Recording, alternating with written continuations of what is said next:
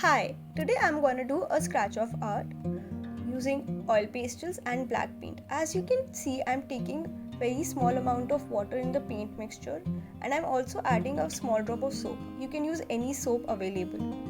I'm trying two different swatches here, one with soap and one without soap, using poster paint as my base. As you can see, the soap one has a better finish.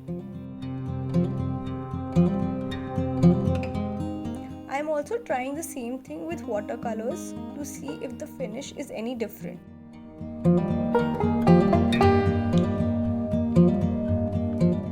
While scratching, I can see that the poster paint one is easier to scratch and also has a better look compared to the watercolors one.